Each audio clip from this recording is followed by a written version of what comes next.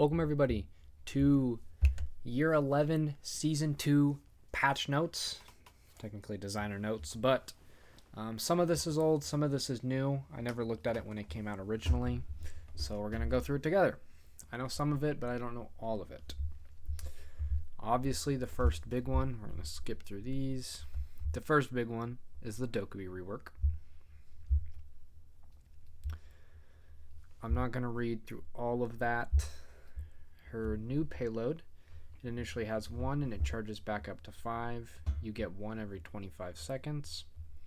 You must have identified operators, so actually have scanned them, and then you can call them for 7 seconds.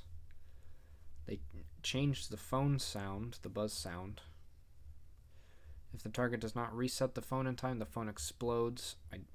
I have seen that. The phone explodes, doing 40 HP of explosive damage, and then spawns an area of fire that can kill people, which is crazy. The target loses access to their phone if it explodes. Camera hacking. Range. Infinite without requiring direct line of sight. Duration 20 seconds. That's actually pretty interesting. And then they added the new assault rifle, and they removed stun grenades. Okay.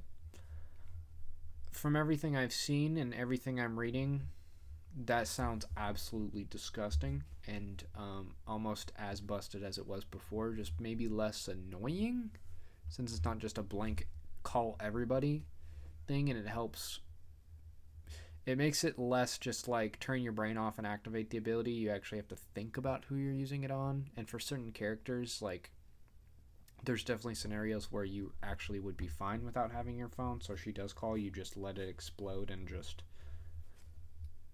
take the damage. Like someone like Bandit, because if it explodes, like, you don't really need your phone anyways. You're sitting on a wall trying to Bandit trick. It helps if she can't call you again because you don't have a phone. So I'll have to try that out if I'm even able. Gridlock. I know Gridlock got a semi-rework. Stepping on a tracks causes limping during 10 seconds. They increased the health to 35 from 1. I don't know why it took that long for them to do something like that. It shouldn't have ever been 1 HP. Reduce mother counter deploy delay to 0.4 seconds. Reduced the deploy time to 0.45 seconds from 0.5. Reduce canister throw time from 0.4 from 0.45, and reduce tracks amount to 3 from 4. So it deploys 0.5 seconds quicker. It takes less long to deploy after you've thrown it, and it's quicker to throw. It has more health. It now causes limping, which is good, but you have 1 less throw of it. That seems really good, actually. That might actually help make Gridlock stand out in comparison to, like, Nomad, because, like, really there's not normally a reason you would pick Gridlock over Nomad or both, or now you actually, I mean, there kind of is a way and a reason to run both, so that's pretty cool. Zofia, she's a 2 armor 2 speed. I think that'll actually be really good for her. Nomad, air jab detection range increased to 3.25, was 3, so a little bit longer range, and she now has grips on the AK-74M. Both seem like pretty good changes. It's always just nice to have the grips added, and then, I mean, it just is going to have a longer detection range, so that's good. It doesn't seem like a huge amount, but I can see that changing some interactions on certain maps. The new assault rifle. It's coming to Dokkaebi, Raura, and Sins. It's full auto. It does 49 HP base damage, but a really low rate of fire at 675. Obviously, it does not destroy studs. 35 bullet magazine capacity. You get 5 mags. Reload time of 3.5 seconds. And it comes with grips. It comes with everything. Okay. Seems good. Seems interesting. I'll actually have to try that, because I'm curious if putting on the extended barrel would be worth to get it to the 454 damage like it's talking about up here. I'm curious. But I don't I think that could be good on Sins. Maybe Aurora too, but Aurora's gun I don't remember being bad. Dokkaebi, it's a nice addition to have the option of not just shotgun, which isn't even a shotgun, and a DMR. So these are the small changes. The refinement changes for Deimos: reduce wait time to target enemies after identifying them to 4 seconds, so it's just 1 second quicker. Mozzie: increase pest capture range from 1.5 meters to 1.75 meters. I quite like that, actually. Makes it a bit easier to just like they say up here, it just makes it more comfortable to use. Like, you don't have to be as exact where you place it. Pulse: it makes it slightly easier to intercept drones through direct shots. I love just sniping drones and hitting them directly with the pest.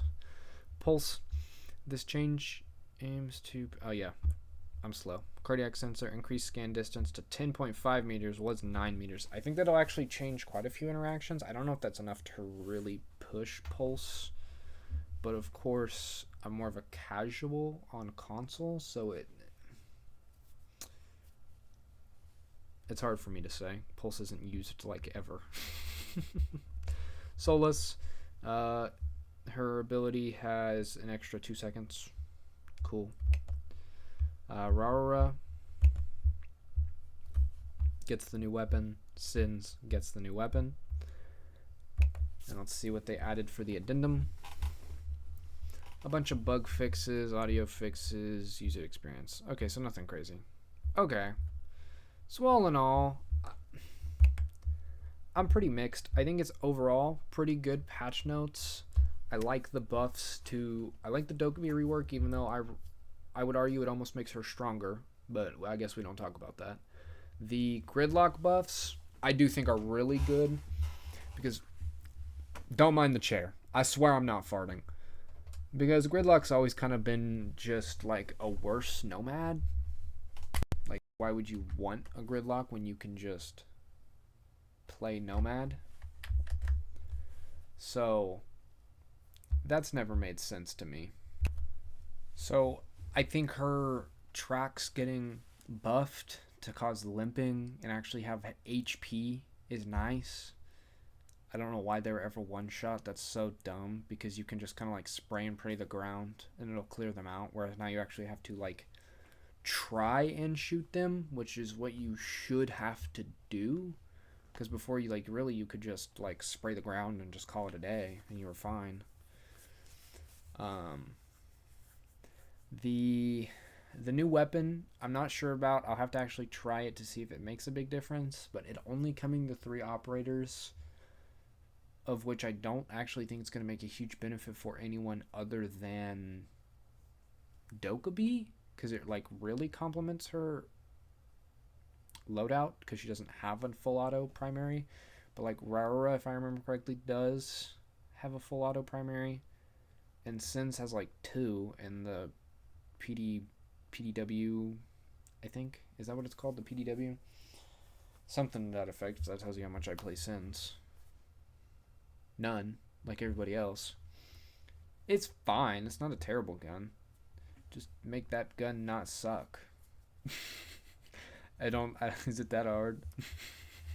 So I don't think that's really going to push the needle for either of them. Raura was already really good after the buff she got last season, right? Last season. So the assault rifle I don't think is going to make a huge difference. Honestly, a lot more of the refinement changes I think are going to be better. Like the addition to Pulse, increased range is good. The increased range for Mozzie is going to be good.